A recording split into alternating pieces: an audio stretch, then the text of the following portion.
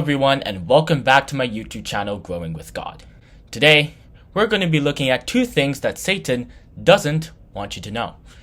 So, the Bible itself tells us that the reason why the book was written in the first place is to enable us to use the stories and the examples that we find inside the book to understand what, God is doing in our current time. For example, St. Paul said this in Romans chapter 15 verse 4, where he said, "For whatsoever things were written aforetime were written for our learning, that we through patience and comfort of the scriptures might have hope."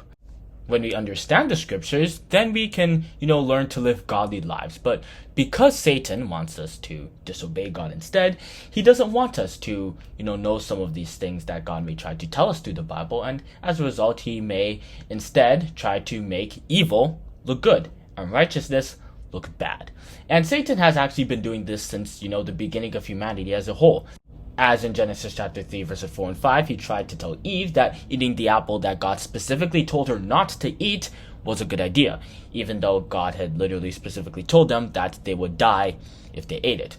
However, because Satan hid the downsides of eating the apple, he was able to try to convince Eve into eating it. However, in this video, I'll be discussing two other things that Satan doesn't want us to know now, and how he is able to convince those around us to ignore the consequences of these things.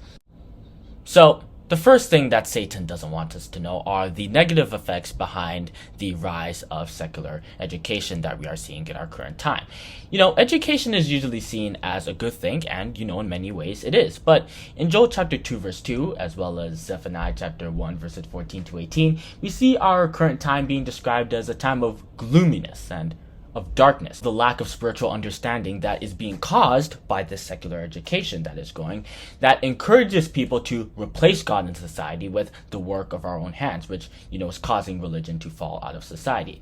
And because of this lack of spiritual understanding, our current time was also compared to with a famine in Amos chapter 8 verses 11 and 12. This verse reads, "Behold, the days come, saith the Lord, that I will send a famine in the land. Not a famine of bread, nor of thirst for water, but of hearing the words of the Lord." This is what Satan wanted in the first place, but he's trying to make sure we don't notice that. And another thing that Satan doesn't want us to know are the benefits of the tribulation we face in our lives. This is, something that is more personal to each and every Christian. If we read the story of Job, we see how Satan used people like Job's wife, for instance, in Job chapter 2 verse 9 to try to convince Job that the suffering he was currently facing was, the end, and he should just forsake God as a result. However, God does not see tribulation like this. He sees tribulation as an opportunity to grow our faith, as James the Apostle told us in James chapter 1 verses 2 to 3. He said, "My brethren, count it all joy when ye fall into divers temptations, knowing this, that the trying of your faith worketh patience." Thus, when we face temptations in our lives, such as maybe the loss of family, or a job, or persecution as a result of our faith and contrast from the rest of society, we shouldn't see it as the end of the world, but instead stay positive and trust in God so that he can help us during our time of trouble. Satan may want us to give up on God, but we shouldn't. So these are two very important things that Satan tries to hide from humanity to try to, get them to go against God. However, what I hope that you gain from watching this video is that you may begin to maybe see the world and God by extension in a different light, and will be able to spot these things that will maybe take you away from the faith. St. Peter described this as being vigilant in 1 Peter chapter 5 verse 8. He said here, "Be sober, be vigilant, because your adversary the devil as a roaring lion walketh about, seeking who he may devour."